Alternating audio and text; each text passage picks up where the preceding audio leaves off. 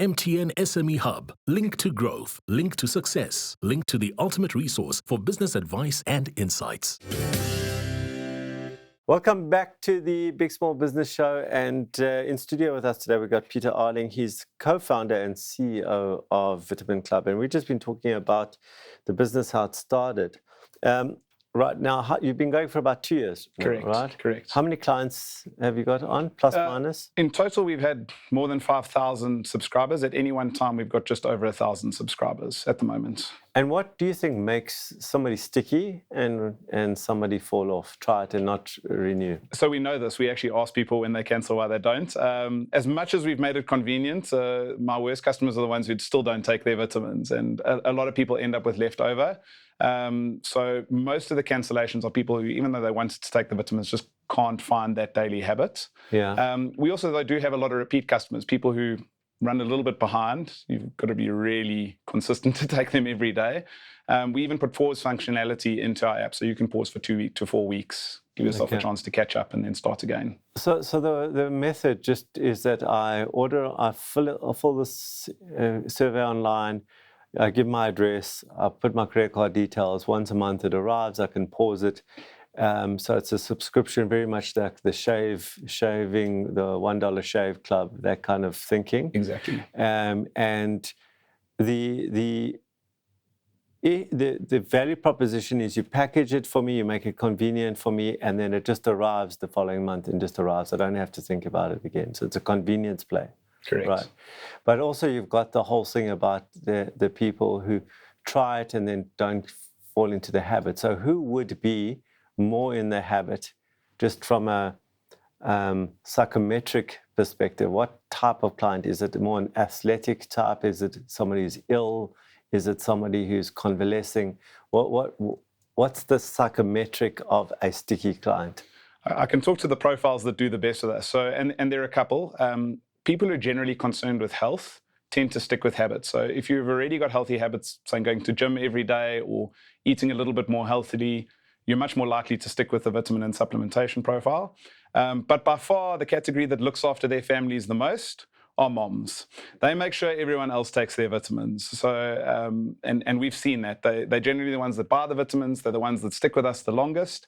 And they tend to make sure the whole family takes their vitamins.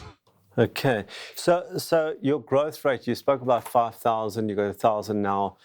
Do you track how many new subscribers subscribers, right? How many new subscribers you have a month? Is the trend going up, the trend flat, the trend going down? We had a bit of a challenge with our marketing. We'd outsourced our marketing, and it was sort of a death by 1,000 cuts for 6 months last year, where we just couldn't add back. There's a lot of misunderstanding about what our product is. We brought marketing in-house this year, so we're a lot more present on social media than we were last year. For the last 3 or 4 months, we're growing at about 40% a month again. Yeah. But we had this massive growth when we first launched, and then a slow decline. And it was only when we brought the marketing back in-house that we've sort of re-established that growth trend. That questionnaire that you asked, I'm going to put it in inverted commas, the tech about asking questions. Is there an opportunity to improve that? In other words, ask more probing questions?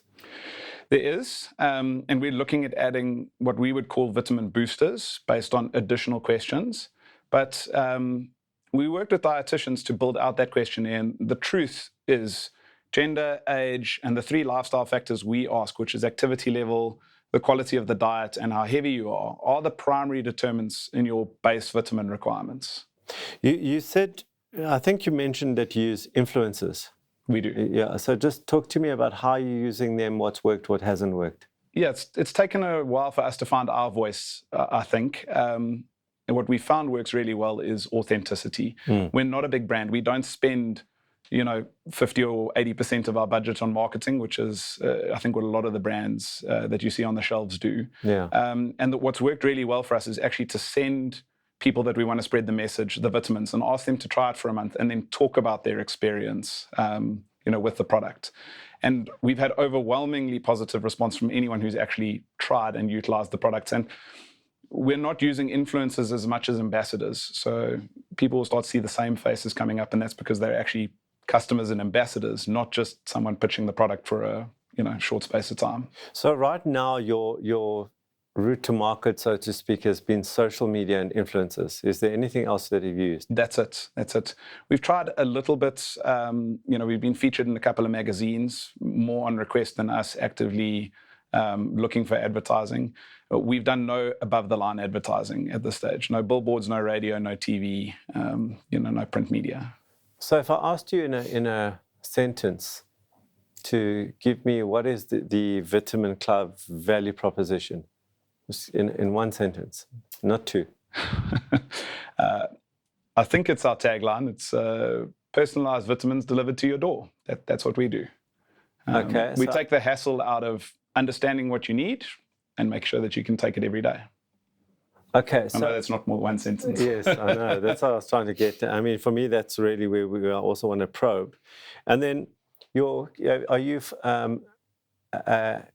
have you calculated your customer acquisition cost? Do you know what it costs you to bring on one client? We do know. And your lifetime value, LTV? We do. We know how long we retain customers on average. We know what it costs us to acquire a customer. Okay. And without going into that detail, are those numbers right for you?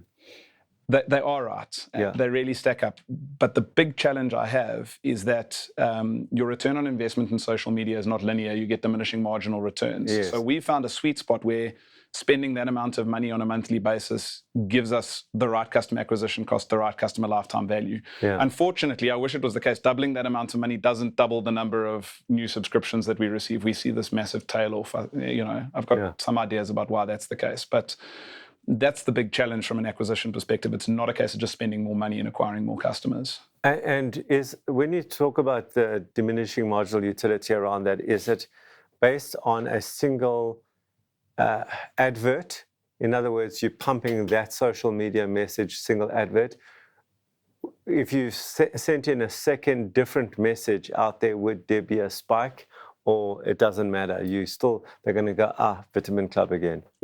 What certainly improved our marketing performance, that's what we've done over the last couple of months. So we're constantly refreshing the ads, so people are seeing new content as opposed to the same stale ad that they've seen many, many times.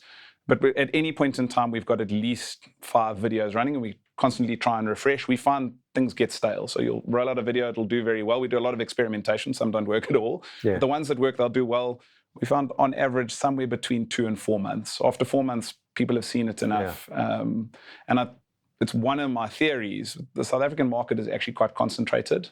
So there's an amount of time and pretty much people are guaranteed to have seen your advert. Yeah. All right, Peter, I think I've got enough. We're going to take a break now. When we come back, I'm going to give Peter some things to think about. MTN SME Hub, link to business success.